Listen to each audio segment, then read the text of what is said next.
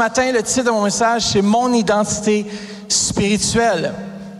Tourne-toi vers quelqu'un, dis « Est-ce que tu connais ta vraie identité? » Comme sérieux, demande à la personne, est-ce que tu sais vraiment que tu es un être spirituel? Il y a beaucoup qui ne sont pas très conscients de cette notion de notre esprit, mais comme ça nous dit dans Thessaloniciens 5:23, c'est que nous sommes faits un d'esprit, qui a une âme qui habite dans un corps. On est un esprit premièrement. On est des êtres spirituels qui peuvent connecter avec un Dieu vivant. Sans l'esprit, on ne serait pas en vie. Si vous dites « mon esprit n'est pas là », bien, ça veut dire que vous ne seriez pas dans votre enveloppe. Et l'enveloppe, c'est le corps. Combien d'entre vous travaillez fort quand même sur votre corps pour essayer de le maintenir? Il doit y avoir un certain temps où ça devient un petit peu plus difficile. Je fais de l'entraînement physique et je continue à faire de l'entraînement physique et je veux au moins continuer. Comme ça, je ne perds pas trop de musculation. Tu sais, avant, quand j'étais jeune, je travaillais pour devenir vraiment gros, tu sais, bof. Comment vous êtes à ce stade? Randy, c'est bon, ça. Il y en a qui sont au stade où ils essaient de grossir. Maintenant, moi, je suis au stade où je veux maintenir. Vous comprenez la différence? On veut maintenir notre santé.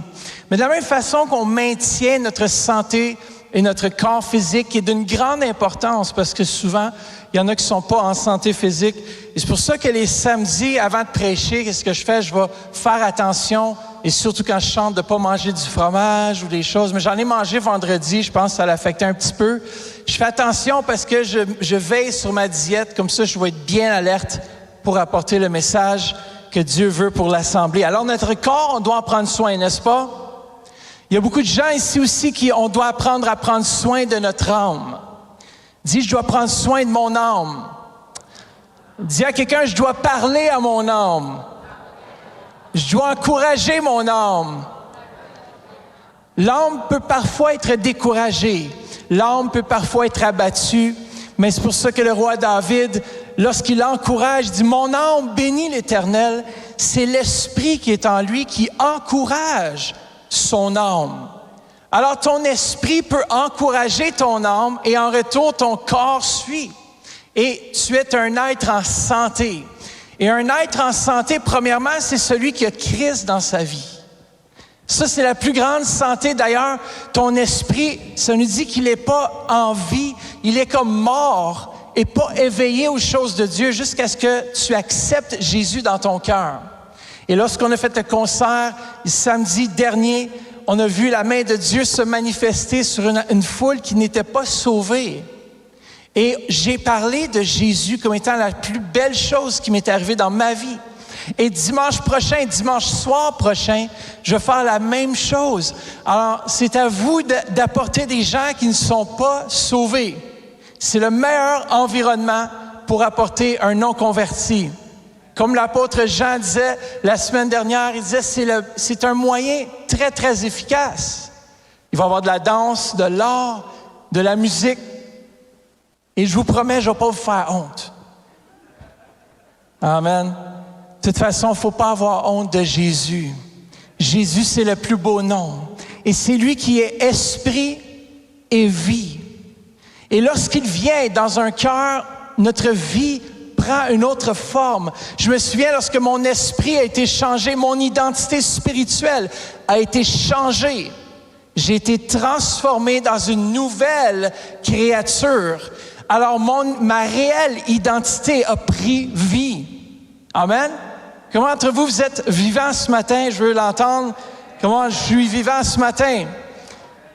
J'aimerais vous parler un petit peu du Canada parce que le Canada, on sait qu'on a célébré en fin de semaine la fête du Canada.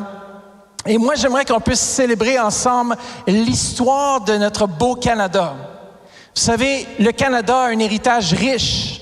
Ses fondements sont riches spirituellement parlant. Il n'y a pas beaucoup de pays qui peuvent dire qu'il y avait des pères, il y avait des mères, il y avait des gens qui aimaient Dieu, qui étaient là, qui priaient pour le Canada, qui priaient pour une direction pour le pays. En outre, le maire de Toronto, et ça j'ai partagé aux hommes de prière. Combien d'hommes il y a ici ce matin? Bon, il y a juste un homme. Merci, David. Je sais qu'on vit dans une société bizarre, mais je sais qu'il y a des hommes ici ce matin. Le mardi et le jeudi, on prend du temps ensemble pour prier. Et j'encourage tous les hommes à se connecter de 6h45 à 7h45.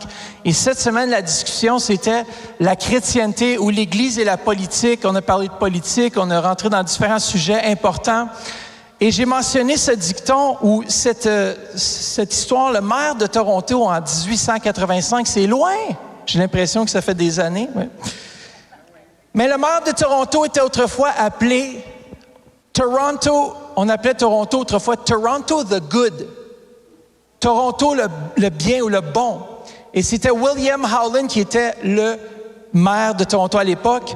Et il avait une bannière de 12 pieds sur son mur de bureau qui l'a guidé dans son bureau qui s'intitulait, c'était le psaume 127, 1b, qui disait « Si une ville n'est pas gardée par l'Éternel, celui qui la garde veille inutilement. » Imaginez-vous, là, la bannière était 12 pieds. Si une ville n'est pas gardée par l'Éternel, celui qui la garde veille inutilement. Et c'est pour vous montrer à quel point le Canada avait des hommes et des femmes. Et ça n'est un. Mais il y a plusieurs hommes et femmes. Ceux qui ont... L'Université McMaster, ça a été bâti par des enfants de Dieu, des chrétiens, qui avaient une base biblique. Et la première chose qu'on élevait dans l'éducation, c'était la spiritualité. Aujourd'hui, si on regarde l'université, c'est souvent l'humanisme qu'on propulse. On doit prier de revenir au fondement, à la fondation de ce pays. Qu'est-ce qui a fait ce pays prospère? Qu'est-ce qui a rendu les États-Unis prospères? C'est le fait que le pays même entier se focalisait sur Dieu. Ils aimaient Dieu. Et aujourd'hui, où sommes-nous rendus comme pays? Si une ville n'est pas gardée par l'Éternel, celui qui la garde veille inutilement. Même le préambule du Canada nous dit ceci, le Parlement du Canada proclame que la nation canadienne repose sur des principes qui reconnaissent la suprématie de Dieu. Frères et sœurs, on doit reconnaître, le Canada doit retourner et reconnaître que Dieu est suprême. Pas Allah, Dieu. C'est un différent Dieu, parce que notre Dieu est amour et on ne décrit pas Allah comme étant amour. Peut-être une révélation pour certains d'entre vous, mais lorsqu'on parle du Dieu vivant, c'est que notre Dieu est amour et c'est lui qui est suprême sur cette nation. Et le plus qu'on ouvre la porte à toutes sortes de différents dieux, de toutes sortes de différentes choses, c'est qu'on rouvre la porte dans le fond à l'ennemi. On doit retourner à notre identité spirituelle. On doit prier pour ceux qui vont être élus prochainement. On a besoin de prier afin que Dieu puisse susciter des hommes et des femmes qui vont prendre ce pays et le ramener dans la direction de Dieu. Ça peut être difficile parce que on parlait de ça justement avec les hommes, mais j'aimerais pas être un politicien. Et comment c'est difficile aujourd'hui, malheureusement, ils doivent compromettre en quelque part s'ils veulent rentrer, sinon ils peuvent pas. Et c'est difficile en tant qu'enfant de Dieu, tu n'as pas besoin de compromettre tes valeurs, mais quand la majorité de ton parti décide une chose, des fois tu es un peu forcé, on te force la main. C'est pour ça que nos politiciens ont besoin de prière. On a besoin de prier pour eux. C'est pas évident. Doug Ford en Ontario, ils ont vraiment gagné solide en Ontario cette dernière élection. Mais beaucoup de gens se plaignaient. Ils disaient « Ah, Doug Ford n'a pas fait une bonne job. » Mais tu sais quoi? J'ai appris dans le leadership là, que c'est pas évident. C'est pas évident. Nos dirigeants, on a besoin de les appuyer en prière. On n'a pas besoin d'être d'accord avec tous leurs choix, toutes leurs décisions, mais Dieu ne demande pas nécessairement d'être toujours d'accord, mais rien ne nous empêche de prier pour eux. Prier que Dieu se révèle à eux. Prier qu'ils aient une rencontre avec le Dieu vivant. On a besoin d'eux, mais on a besoin d'eux convertis. On a besoin d'eux remplis du Saint-Esprit, réalisant leur réelle identité. Ce n'est pas leur identité qu'ils ont ici-bas sur terre, mais c'est qu'ils sont nés d'en haut. Lorsqu'on accepte Jésus, on est d'en haut. Amen. Vous êtes là ce matin? J'aime beaucoup aussi le fait qu'il y a plusieurs passages bibliques qui nous révèlent la nature du Canada et de sa fondation. Regardez, sur la tour de paix, par exemple, sur le côté ouest, on a Proverbe 29, 18 qui nous dit « Quand il n'y a pas de révélation, le peuple ne connaît aucune retenue. » Sur le côté sud de la tour de paix, on voit « Ô Dieu » dans le psaume 72, 1, « Donne au roi de juger comme toi. Donne ton esprit de justice au fils du roi. » Man, qu'on a besoin de prier pour ça, n'est-ce pas? C'est bon, vous êtes là, j'entends vos amen, c'est super. Il y a d'autres passages qui sont écrits même à l'intérieur, on ne va pas y passer. Mais regardez même une devise. 9 provinces sur 10 ont des devises en latin, sauf le Québec, qui a une devise en français qui dit « Je me souviens ». Mais on sait que... ça, c'est... Vous savez quoi? Dieu appelle les Québécois, c'est un peuple qui aime Dieu. C'est un peuple qui a soif de Dieu. Amen? Il faut prier pour le Québec. Il faut prier pour toutes les provinces. J'aime beaucoup Terre-Neuve. Écoutez bien ce que c'est leur devise en latin. C'est dit « Cherchez d'abord le royaume de Dieu ». N'est-ce pas merveilleux? Je ne vais pas le lire en latin, mais cherchez d'abord le royaume de Dieu. Et je crois que nous devons y retourner. On doit mettre Dieu numéro 1 dans nos vies de façon quotidienne. Notre réelle identité est celle que nous avons en Jésus. Tourne-toi vers quelqu'un, dis, ta vraie identité, c'est celle que tu as en Jésus. Alors, la première chose que j'aimerais vous partager ce matin, c'est notre nouvelle identité. On peut être Canadien ou Canadienne, ça c'est notre identité ici-bas sur terre. Mais on peut être enfant de Dieu, ça c'est notre identité spirituelle, c'est notre identité céleste. Lorsque j'ai accepté Jésus, j'ai été transporté du royaume des ténèbres au royaume de lumière. Je suis devenu enfant de Dieu. Combien d'entre vous êtes enfants de Dieu ce matin? Je peux t'entendre un Amen?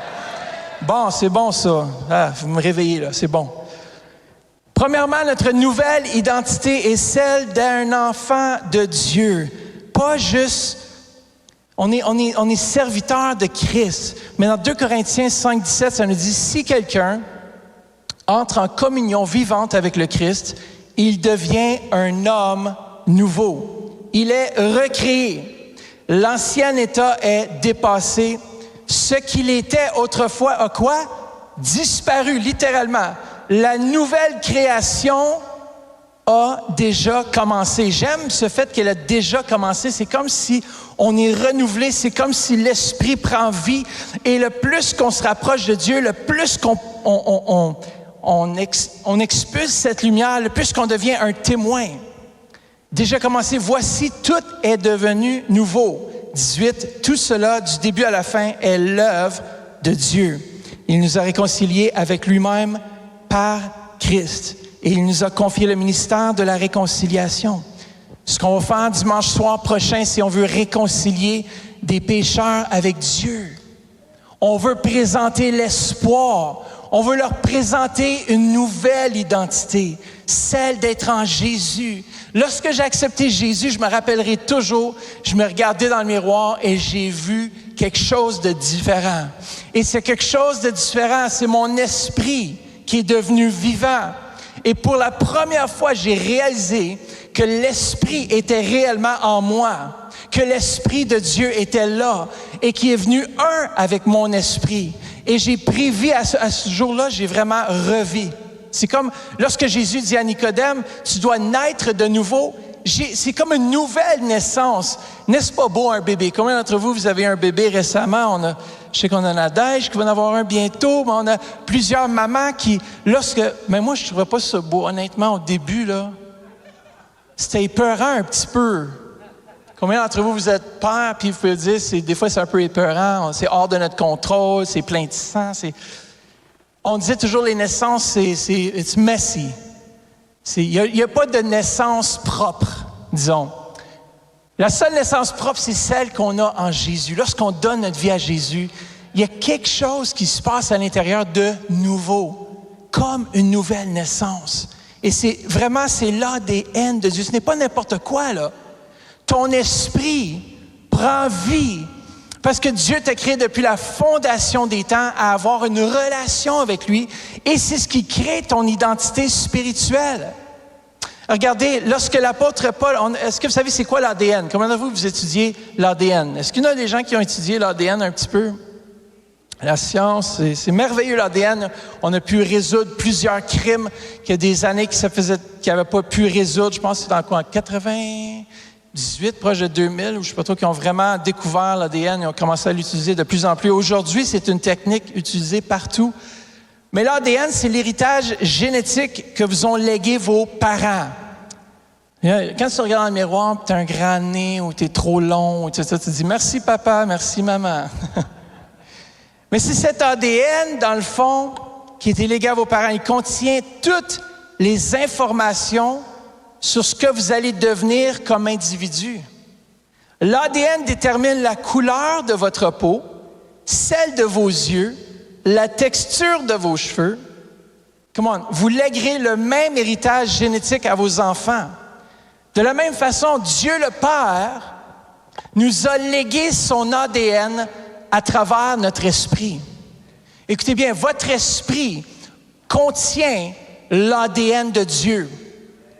Attends, votre esprit ce matin contient l'ADN de Dieu. Regardez bien, Paul disait aux Athéniens qui l'écoutaient dans l'Aréopage en Acte 17 au verset 29, « Ainsi donc, étant la race de Dieu. » Pourquoi est-ce qu'il disait ça aux Athéniens? Parce que les Athéniens avaient toutes sortes de différents dieux, mais il dit, ultimement, vous, enfants de Dieu, vous êtes la race de Dieu.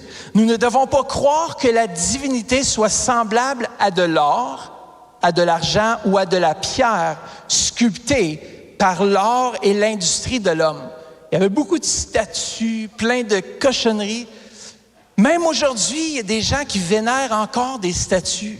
Si vous avez des statues chez vous, débarrassez-vous de ça. Ça n'a aucun effet sauf apporter des esprits maléfiques. Il y a beaucoup de gens qui sont encore accrochés par des morceaux d'or, des choses qui ne portent aucune puissance par elles-mêmes. C'est en Dieu que nous avons la puissance. Comment? Même si tu portes une statue de Marie, ça ne va pas te sauver du danger. Amen? Mais si je porte Jésus dans mon cœur, ça me garde du danger. Jésus est un être vivant.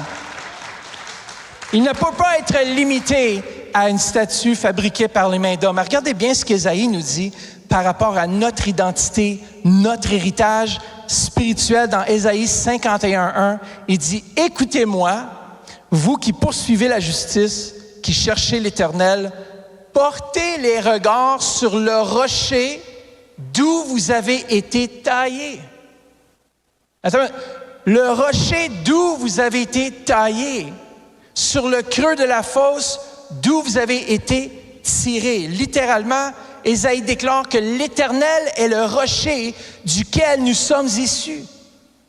Nous sommes le rocher, on a été taillés. Et toute cette pierre qui a été taillée contient tous les éléments de la pierre originale. Vous êtes original parce que Dieu vous a fait original, mais vous êtes en vie dans votre esprit. C'est Dieu qui l'a créé. Il a déposé en vous son ADN, sa génétique. Si ce matin, vous pouvez retenir seulement une chose, c'est que vous avez l'ADN de Dieu à l'intérieur de vous. Vous n'êtes pas n'importe qui, vous êtes des hommes et des femmes remplis d'un Dieu vivant. Vous avez l'ADN de Dieu lui-même. Vous êtes cette pierre sculptée, taillée que Dieu a choisie depuis la fondation des temps. Amen. Vous êtes faits à l'image de Dieu. Lorsque Dieu a dit, il a créé les arbres, par exemple, il a dit aux arbres, Dieu voulait créer les arbres, il avait parlé à la terre. Lorsqu'il a voulu créer les poissons, il a parlé à la mer. Lorsqu'il a voulu créer les luminaires, il a parlé aux cieux. Mais lorsqu'il a voulu créer l'homme, il s'est parlé à lui-même. Attends une minute. Lorsqu'il a créé l'homme, il a dit, faisons l'homme, faisons-nous ensemble. Dieu, le Saint-Esprit, Jésus, on est là ensemble. Faisons-nous. faisons l'homme à notre image, selon Genèse 1,26, selon notre ressemblance. Je me sens mieux déjà ce matin, sachant.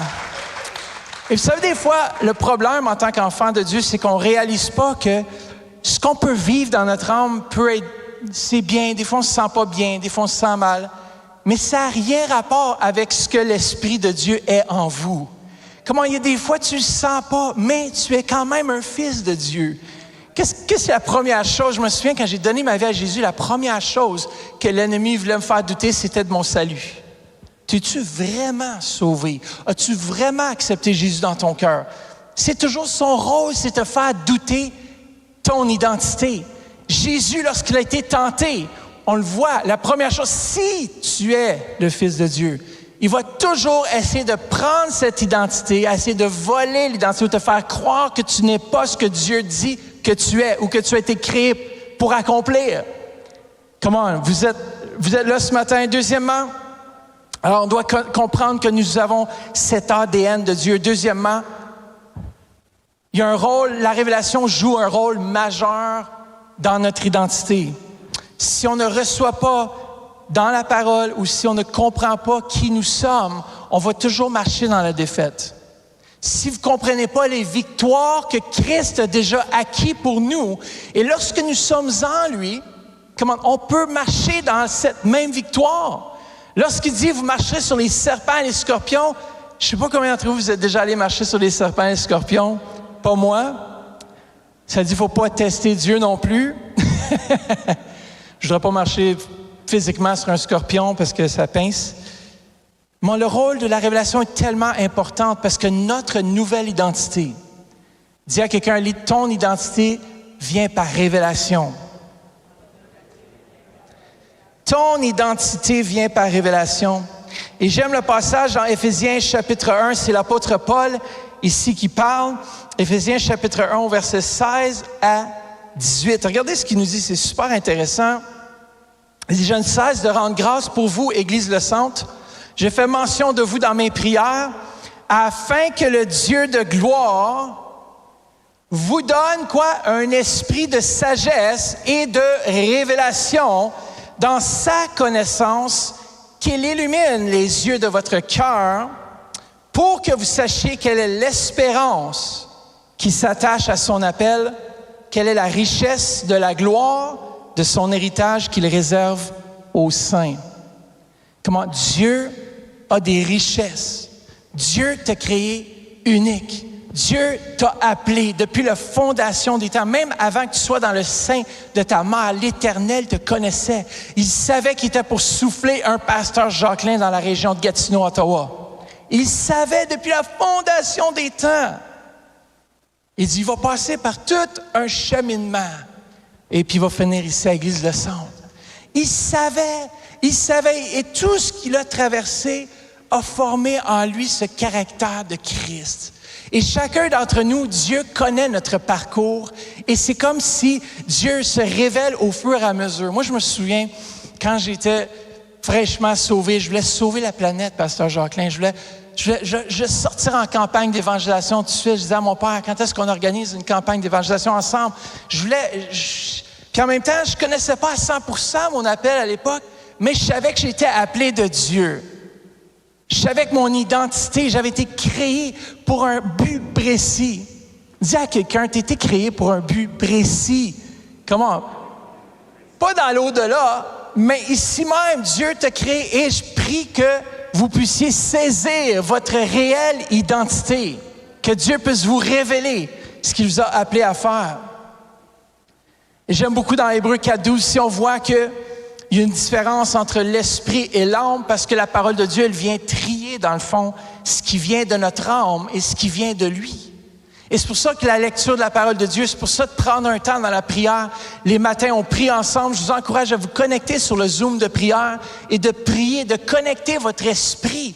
Des fois, c'est juste en se connectant qu'on reçoit de l'énergie, on reçoit un boost. Moi, quand j'entends les témoignages le matin à la prière, je suis boosté. Quand j'entends l'équipe de prière qui dit « Oh, on a vécu telle ou telle chose, mais Dieu est bon, ça me booste, mon esprit est rempli. » Bon, Ceux qui sont à la prière, dites Amen. Les autres, mais dites Ouch. Je vous encourage, c'était ce qui nous a gardés au long de la pandémie.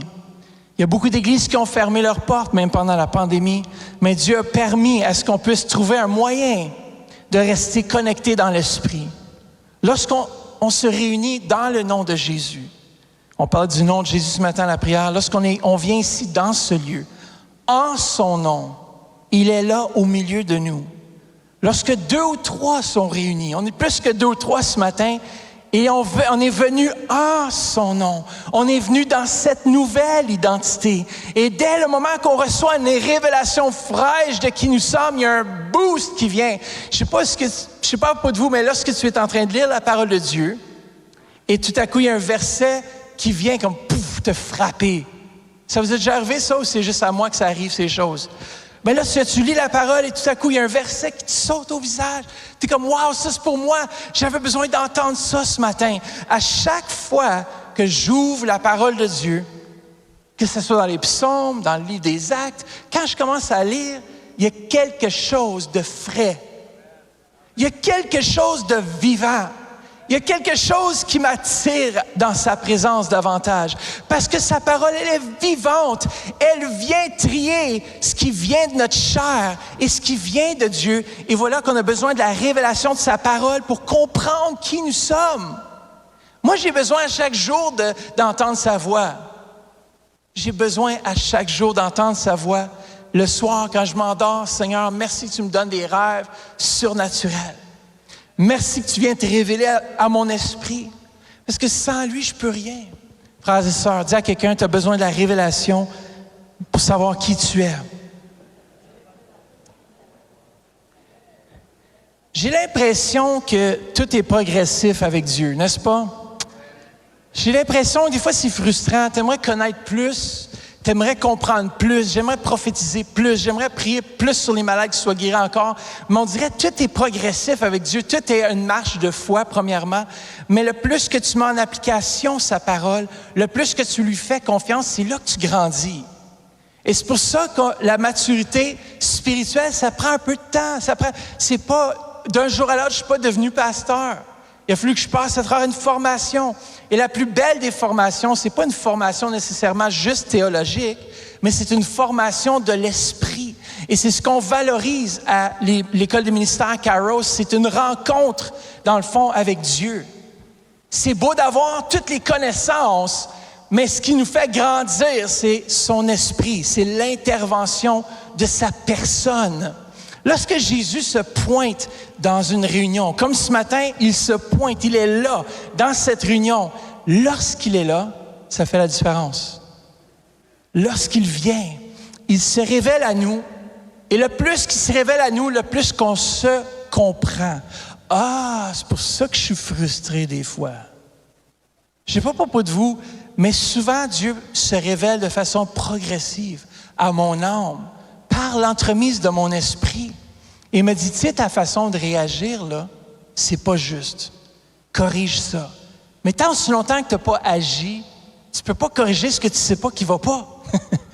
Je disais justement à quelqu'un, on parlait justement, je disais, si tu as vécu telle ou telle situation, c'est parce que Dieu a quelque chose à te montrer à travers de ça, à propos de ta personne. Et on doit lui demander après ça, aide-moi. Aide-moi à changer. Combien de fois on a besoin de l'aide du Saint-Esprit pour changer les choses que seul Dieu peut changer? Come on. Dernièrement, on a des privilèges. Dis à quelqu'un, j'ai des privilèges en tant qu'enfant de Dieu. Les ambassadeurs. Moi, j'aime tellement ça, ce terme. C'est tellement comme puissant, genre, on représente. On est des ambassadeurs. On est des ambassadeurs du concert. Dizine Jotsada, j'ai hâte à la semaine prochaine. Je sais qu'il y a quelque chose. On a de l'église le matin, hein, souvenez-vous, parce qu'il y en a qui disent, c'est le soir l'église. Non. Le dimanche matin, on a un service parce qu'on veut finaliser la vente de tous les billets. On a environ 400 billets de vendus, ou très près de 400 billets. Il nous reste une centaine. Alors, si vous n'avez pas acheté vos billets, vous allez vraiment manquer. Dis à ton voisin, si tu n'as pas acheté ton billet ce matin, tu vas vraiment manquer le concert de l'année.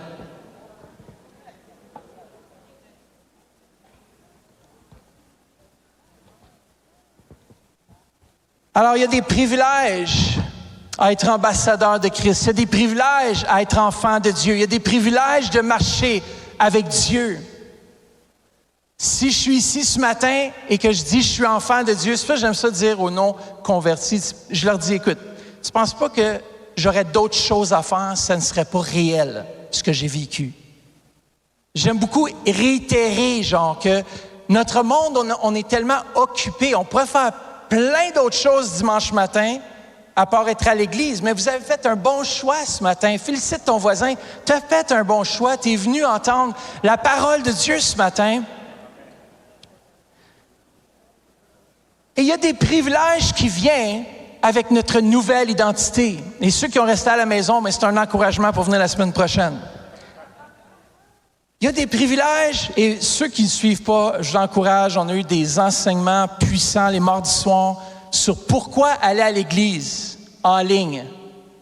Mais pourquoi aller à l'église quand même? Lorsque les portes de l'église sont ouvertes, rentrez, vous devez rentrer dans l'assemblée. C'est là ensemble, c'est là qu'on grandit.